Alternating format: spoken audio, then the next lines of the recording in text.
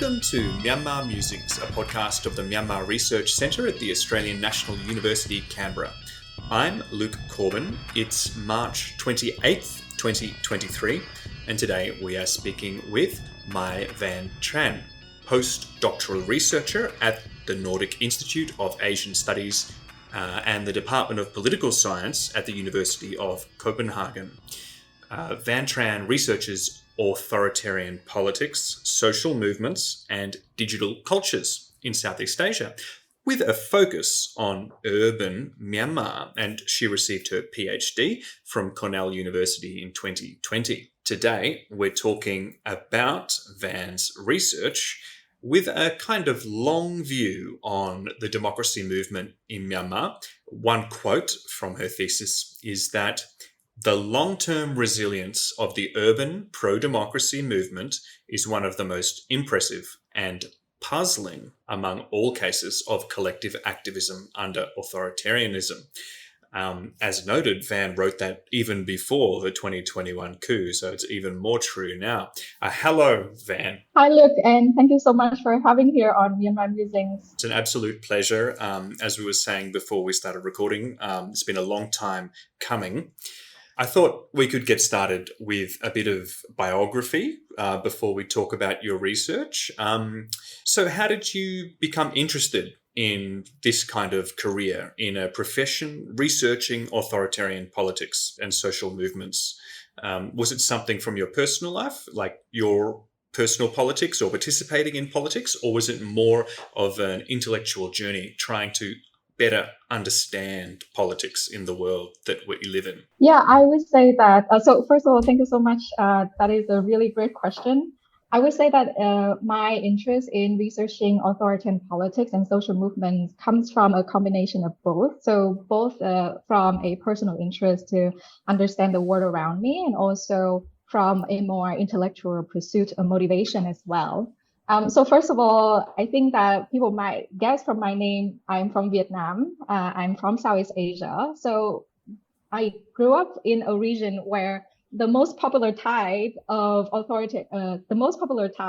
political regime is authoritarian regime for various reasons, right? So therefore, I think naturally I am just inclined to have this fascination with understanding the various social, political phenomena that I saw in the region. That is why I became more interested in conducting research on authoritarian politics compared to politics in new or established democracies, such as in the West.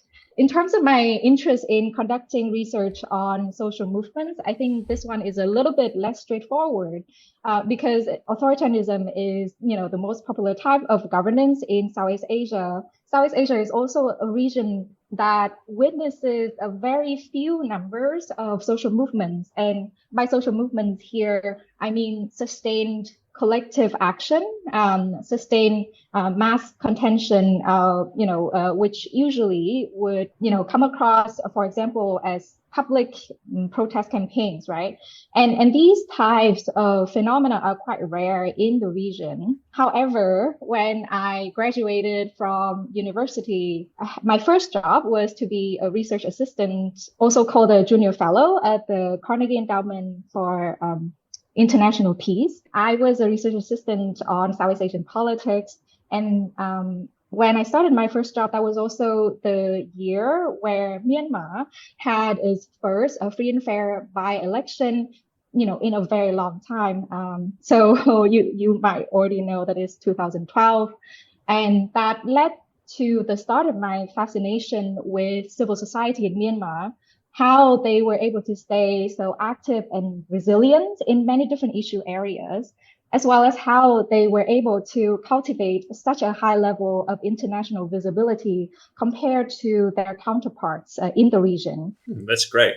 And that eventually led you to, doing a PhD in the United States, which takes many, many years, writing about Myanmar. I wanted to ask how you ended up writing about Myanmar. I guess we've sort of touched on it. The quote that I read, where you note that it's a puzzling case the case of Myanmar, and you just mentioned how the social movements work comparatively. So, yeah, how did you end up writing this thesis about Myanmar and not another country? Yeah, so first of all, I have to say that there are, so as I said before, I'm generally interested in authoritarian politics. But as you and many of the listeners might know, there are different types of authoritarian regimes. And among these different types of authoritarian regimes, I have to say that I'm most intellectually fascinated by hardline military regimes because they tend to be more repressive than other authoritarian governments. I think that, when I started to write my dissertation proposal, I thought that researching the dynamics of decision making under military rule in Myanmar, would bring new type of knowledge, right, to the field, and that's why I chose to conduct research on Myanmar.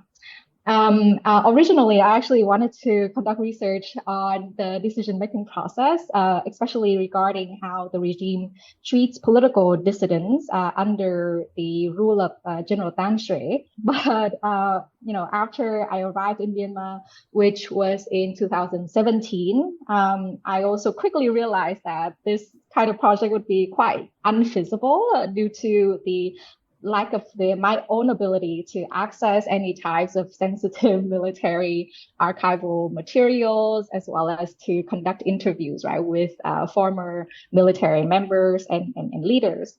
As a typical graduate student, I had to pivot my research away from my original intention. And I chose that then I decided that I would look at the other side of the coin, which is the experiences of dissidents and political activists and how they operated, as well as how they were able to grow public contention during between 1988 and 2010. And so after I decided to go that way, fortunately, thanks to my friends and colleagues from Myanmar, I was able to conduct research and I was able to conduct interviews with many former pro-democracy activists based in Yangon, including former student activists, monk activists, union leaders, and union members, etc. And I have to say that all of these interviews were very interesting for me, right? Coming from a different context of authoritarian politics. However, after conducting the interviews, I also found that what they said in the interview were also already quite similar to other materials that have already been published, right? For example, interviews with prominent pro-democracy activists on TV, in newspapers, or in edited volumes or in monographs. Since after 2012, these dissidents and activists, they were able to share a lot more with the international audience about their own experiences. So I find that if I continue my research in that direction, I would not really be able to make much of a significant contribution to the scholarship or to people who are also like me interested in politics in Myanmar. So, which led me to pivoting once more to the eventual focus of my dissertation research, which is on the experiences of bystanders, who I define as civilians who are non-contentious. And I think that this is, in a way, for me, I find that these civilians, although they make up a significant part of the population, but the political importance of their various perspectives and behaviors during protest periods are usually neglected or are not as well analyzed compared to people who are either at the forefront of pro-democracy protests or people from the security forces from the side of the authorities.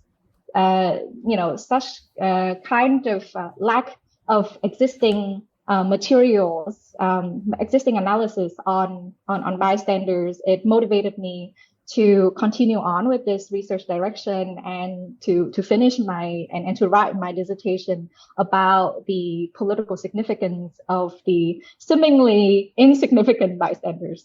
That's fascinating. And thinking about this concept of a bystander that is non-contentious immediately makes me think about categorization and methodology. How do you identify these people? And coming off the back of the coup in the last 2 years, it seems like we've seen this, like a huge number, hundreds and thousands of people who were active protesters and have sort of become bystanders in the last 2 years, or at least things sort of, seem to be normalizing in the cities, whereby most of the people who decided to take up arms have gone and done that.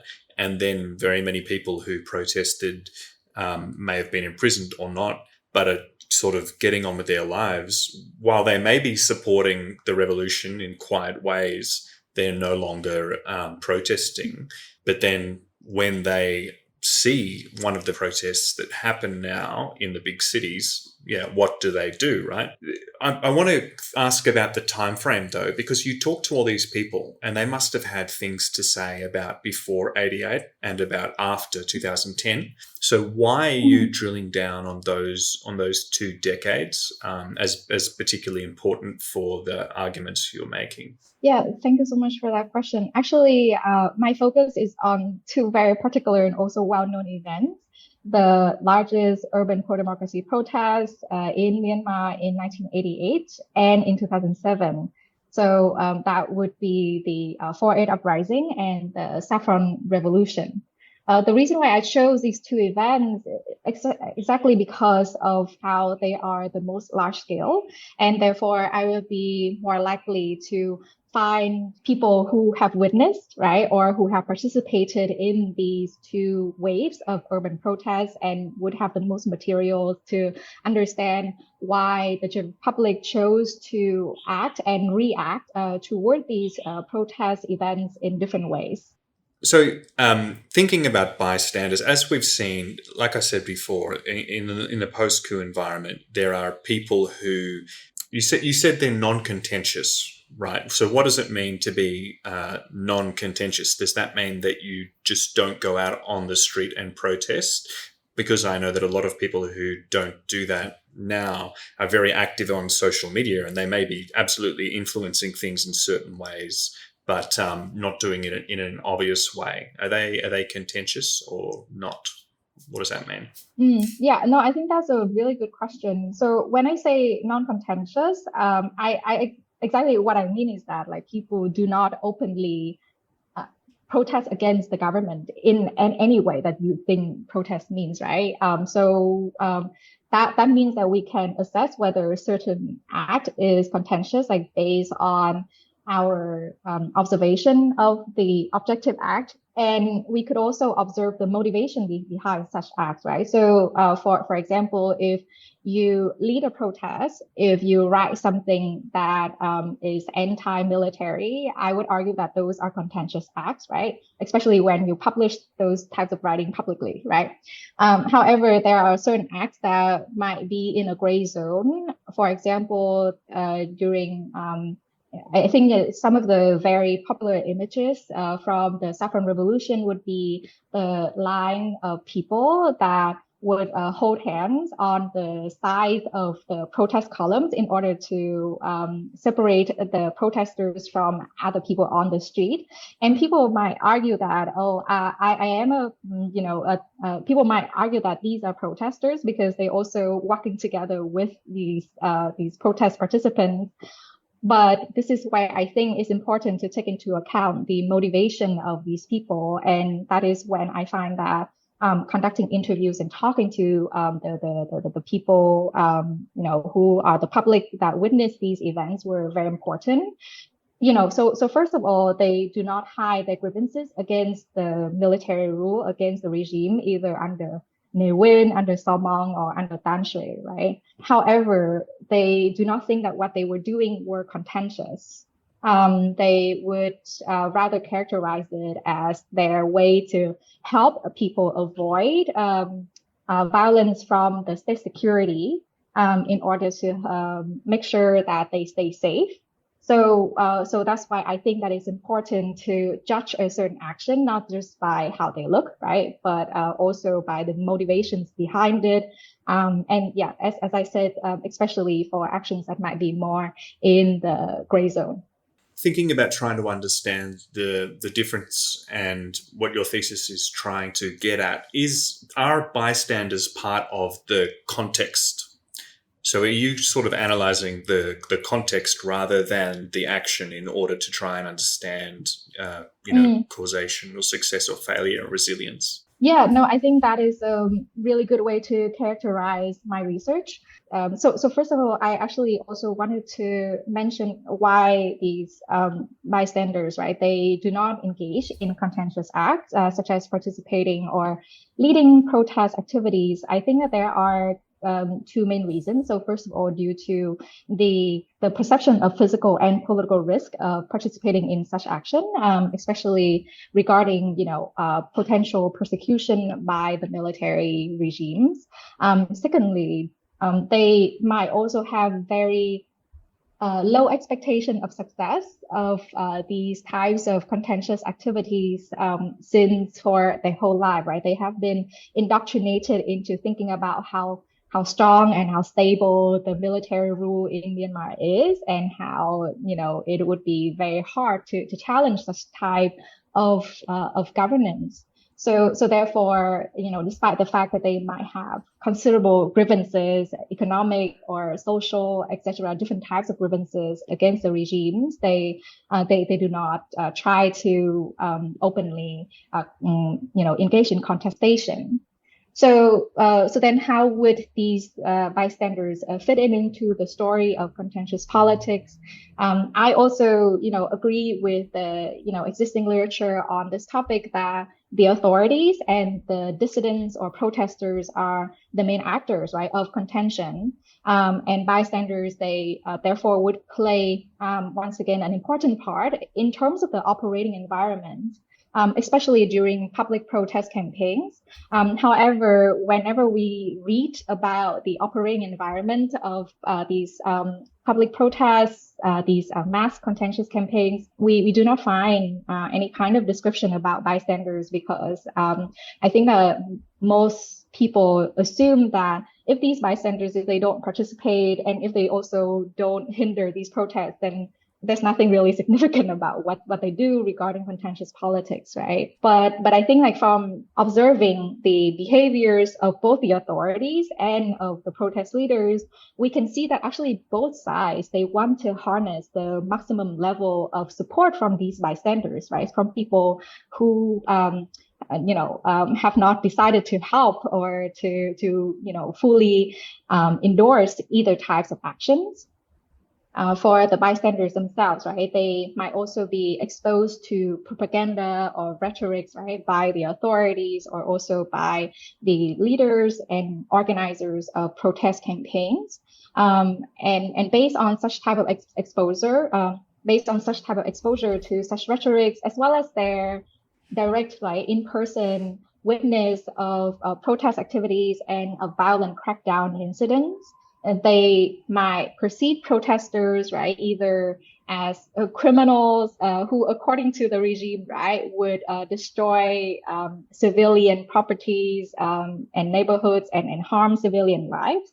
Or they might perceive protesters as victims who suffer unjust violence, right, under the brutal crackdown and repression by the regime. And depending on how they perceive the protesters, they would decide to either hinder these activities, or they might decide to help the protesters to stay safe, as I said before. And I argue that, especially in my research, I highlight the emergence and the role of bystanders' sympathetic protection toward the protesters, and how such protection actually eventually affect the rate of not only the activist survival, but also their willingness to commit in the long run with their contentious pro-democracy campaigns. So what kind of things did bystanders say, or people who were bystanders during these two main incidents that you researched? What kinds of arguments did they use? I'm imagining, things like, oh, they should stop protesting because it just blocks the roads and no one can get to work, so I'm not going to support them. It's useless. That kind of thing. So what sort of anecdotes did you get, and how did that fill out your data set? Yeah, so actually, they never really complained about the protests themselves. I think, as I said before, although they might not 100% endorse these pro-democracy protests, they themselves are fine that they are in the same boat with the protesters regarding their common grievances, right, against the military leaders, the leaders of, military regimes in Myanmar. So most of the time they understand why these protesters, right, students, monks, workers, etc., why they are on the street, and there are also people within their own neighborhood, right, that participate in these activities. So it's not something that is unfamiliar to them. So on the other hand, the reason why they, chose not to participate, actually, so first of all, I never ask people why they choose to or not to do certain things. I usually just leave people tell their own stories, because I find that if we ask that kind of question, we might also not get very honest answers. So just, after they just tell me about how their exposure to these protest events began, until how, these protest events ended. Most of the time, what I hear is in terms of their concerns of first of all, they find that these might carry violent risk, and that is true. I mean, you can see what happened, especially after 2021, right? Like how the military did not really hold back in their brutality against the protesters. And beside violent risk, right, people are also afraid that if they participate in these protest events, they might get expelled from school, or they might no longer have a job, right, in the government. And at that time, I think that people, they have to be concerned, right, about their livelihood, and therefore it's hard for them to make these types of decisions, even though they might sympathize or they might empathize, right, like with the protesters. And I think like this is something that I didn't intend to find. I didn't intend to search for. However, what I find particularly interesting is the experiences of non-Burma Buddhist bystanders, which might include, let's say, Karen ethnic communities who live in Yangon, right? Or let's say Indian Christians or Muslims who live in downtown Yangon. I think most of them, they at the beginning, they also were even more hesitant compared to their Burma Buddhists in terms of participating in these public protest campaigns, because they have been told by their relatives, right, by people around them, that because you're not Burma Buddhist, you might even get more violence, right? You might even get tortured more, like if you get captured, right, compared to your Burma Buddhist counterpart.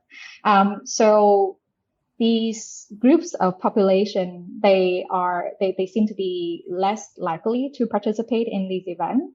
However, they are, through my conversation with them, they are just as likely in terms of offering protection and support when they perceive these protesters as suffering heavily under the crackdown by the military. Yeah, I keep thinking of very sort of graphic example of the dynamic that I think you're talking about, but a very acute example of whether the protesters are helped or hindered. The protests in Sanjan in March after the coup, many protesters got trapped. The military and police blocked off whole blocks, and there were hundreds of people that couldn't go anywhere, and they had to stay overnight while soldiers patrolled the streets. And anyone who didn't get let into a stranger's apartment was likely to get caught and get arrested, and many were. And so then you have this image of the protester going from door to door. Does the door open or does the door shut? It seems like this is the bystander dilemma or influence, Yeah. No, I think that really do remind me of what I find from my field research. There are various ways that these bystanders might engage in protection, right, toward these protesters. And first of all, I want to emphasize that these protective acts, they are not low risk. They are also high risk, right? Because as we know, the military regime, including the SAC, they announced publicly that if you try to help any of these protesters or dissidents, you would also be prosecuted, you would also be charged, right? And suffer various types of consequences. However, due to their sympathy with people that they consider to be victims, they do engage in various acts, right? It could be attacking the state security to prevent them from cracking down on the protesters. It could be blocking the access of the security forces toward the protesters, either by forming what I described earlier as a human chain, right, on the two sides of the protest column, or by cutting down trees, right, or having sandbags to block the movement of the troops. And it could also be, other more discrete acts, such as informing the protesters, informing dissidents and activists of imminent crackdown, or when the security forces might be coming. During the events in 2007 and 1988, especially during the time, the period with the heaviest crackdown, many of the households in Yangon, which is where the area where I conducted research, they also provided shelter to these protesters who had to run away from crackdowns, and they also provided food. They provided different types of financial support for these protesters to help them run away from Yangon, like either to other rural areas or abroad. And some of them also even participated in trying to treat the injuries of these protesters. So in a way, they're directly saving these protesters' lives.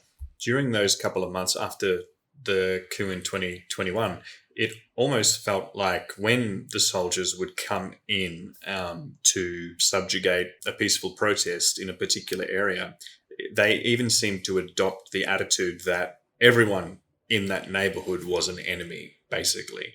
And so if you didn't just, sit in your house, shut all the windows, be quiet, then you were sort of an accomplice. And a lot of these military police were so tired, hungry, maybe intoxicated, whatever. They would just unleash their anger, in every direction. It was almost like it's impossible to be a bystander in some ways because it was like total urban warfare. On the bystander, something that thinking about this spectrum about being non-contentious and about support and the resilience of the democracy movement in Myanmar, remuneration and support from the diaspora is also a really crucial pillar. Did you discuss that at all in your thesis? These are sort of digital bystanders, which I know you got more interested in after the 2021 coup. Yeah, thanks so much for that question. So in my dissertation, actually, I did not write about diasporic politics, but I provided a synthesis of secondary analysis, right, like on diasporic politics and the extent to which the diaspora were able to support political movements inside the country. But long story short, I think that whichever type of support there might be, even though they did exist, but the level of support is quite low and quite minimal, and especially because of the way that the military itself, right, really focus on stamping out the dissidents, especially, the dissidents in urban areas. So it was very hard for people to really provide much in terms of material support or even, let's say, training in terms of how you can protest in a safe way under repressive regime. So, but I think that, if we look at the situation after the coup in 2021, this is something that might change.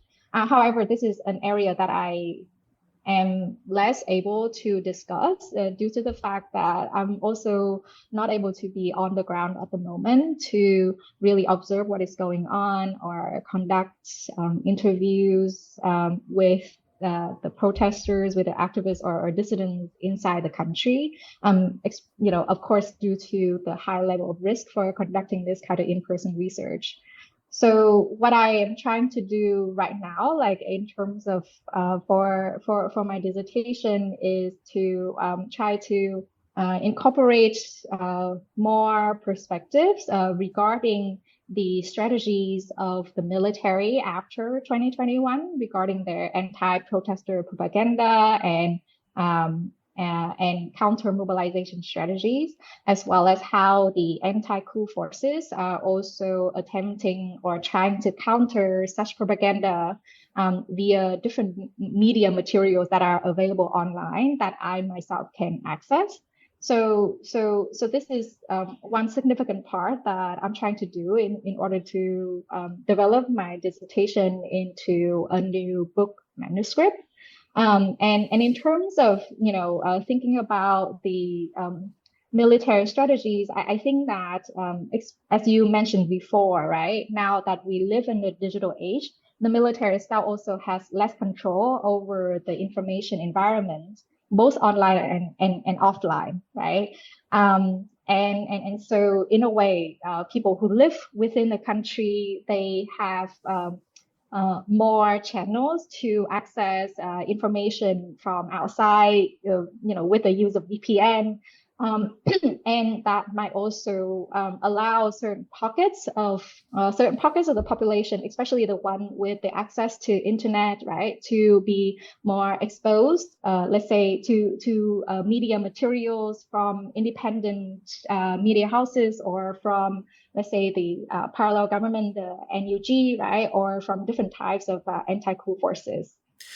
You were in a very unique position at the time of the coup in that you had just spent years, in the years leading up to it, talking to bystanders and pro-democracy figures who were involved to various degrees in 1988 and in 2007. And you must have heard so many stories and analyses, frankly, and people's opinions about those times, those years.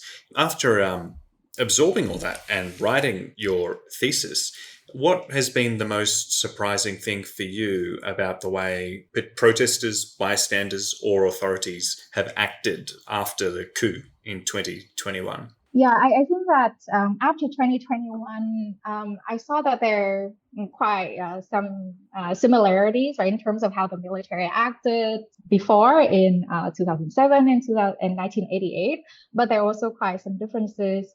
And similarly, I would say the same for people who are anti-coup as well.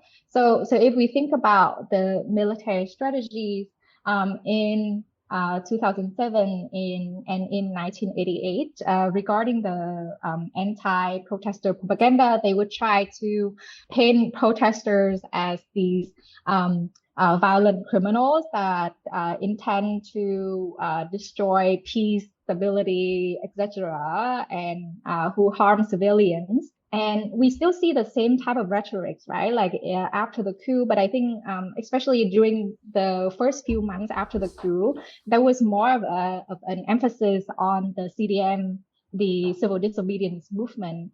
Basically, this is I would argue that this type of strike by civil servants is of the largest scale compared to what happened before, which naturally also led to a new level of response, right, by the military trying to blame CDMs for various failures of delivery of public services to the population without owning up to the SAC's own faults, right, of illegally taking over the political system.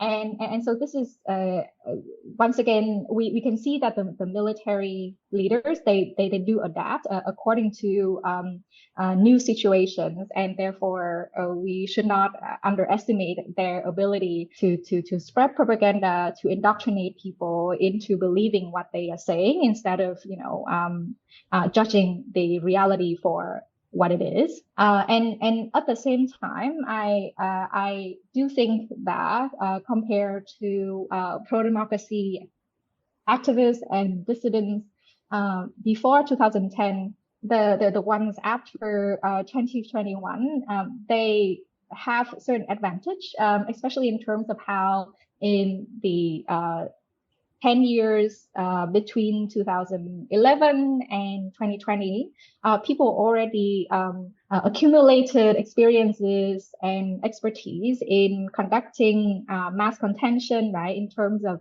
challenging the authorities, and also being exposed to different sources of information, in terms of how to resist against military rule in an effective way. And I think that this might mean, right, that the anti-coup forces now, they might have more capacity compared to the dissidents and activists before 2010. And related to that, I also wanted to mention that with their ability to access the internet and also to spread their messages via the internet, either in terms of denouncing and exposing the military brutality, right, or promoting an image of strength of the anti-coup forces. They do have certain, and I think that they did in a way very effectively exercises like those types of capacity to strengthen the resistance against the military. You've done a bit of research in particular on Facebook, which, the information environment has been sort of throttled by the military authorities, but not everybody, but many people use VPNs and things to get around, and YouTube isn't banned, for example. There are all these opportunities for actors to frame things, and you've published on this. What was that paper about? That was a co-authored research project, right, with Megan Ryan? Yeah, so I collaborated with Megan Ryan, who is a PhD candidate in political science at the University of Michigan, in order to conduct research on how pro-democracy activism operate differently in the today's digital age compared to before. And I think what we find, and is the importance of the previous development of digital capacity for activism during 2012 up until 2020, and how that capacity had enabled a more resilient resistance and revolution against the coup. So this actually has two main implications. I think the first one is to recognize the importance of continuous updating of digital skills, especially regarding digital safety and security for these anti-coup forces, as well as the second implication is also the importance of innovation as well, right? So innovation here means strategies to digitally encourage people to participate in resistance activity, to mobilize offline activities with digital tools, right? Or also, as I said before, how people can innovate more effective way to denounce the military, and also to promote a image of strength of the resistance forces online. And we have witnessed both of those types of phenomena like happening in Myanmar during our period of observation in the first few months after the coup. And I think that those observations and those types of implications, they are still applicable to what's going on nowadays. I'm trying to remember one of the findings that struck me was you aggregated the sort of top posts on Facebook, and you were trying to compare numbers of forms of support by military authorities and by protesters. And one of the things you noted was that over time, the pro-military posts had gone up, but the pro-anti-coup posts had not kept a pace. Is that correct? Yeah, so over time, we also did find that the number of pro-military content has increased, while the number of dissident or anti-military content has decreased, which means that we also find that I think that there could be a few different reasons for this. That the first reasons could be that the pro-military forces, they become more confident in terms of using social media for their own purposes, right? Either in terms of counter mobilizing or to try to spread their anti-protesters propaganda. On the other hand, on the side of the anti-coup forces, I don't think that this is necessarily a negative thing for them either. It could actually also mean that the people from the anti-coup forces, they have becoming more and more people have becoming aware of digital safety and security, and that's why they have migrated to other safer digital tools such as Signal or Telegram in order to coordinate their activities. And therefore, Facebook to them would be more useful as a tool to denounce the military, to debunk different types of disinformation by the military, or also like to praise the various successes of protests and armed attacks against military targets on the ground. It seems like Facebook has, become itself just a public sphere, place of contention where people with fake accounts just go at it from either side, and the actual organizing, happens elsewhere. Or Mm-hmm. Okay, Van, I'm conscious of the time. We could talk a lot about this, but we've got to wrap it up. One thing I really want to ask you, though, is your future research. What are you doing now? Are you staying focused on Myanmar's pro-democracy movement, given what's happened?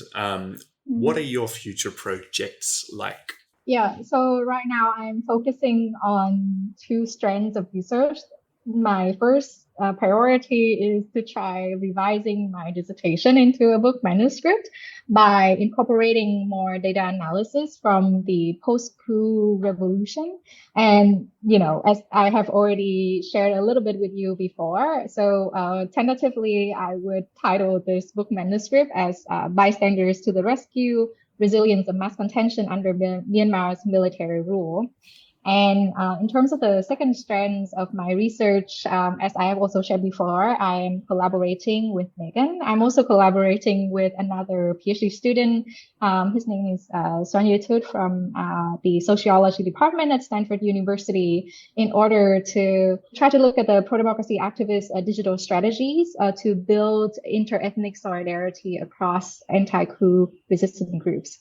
So hopefully we'll have something interesting to share with you all soon. Yeah, that's really worthy research, really important. I can't wait to read the book and to see what comes out of those other strands. Fantastic. The final question that we always ask, if you've ever listened to an episode, is for a recommendation from our guest. So did you have any recommendations for our audience today about something related to Myanmar and musing about Myanmar?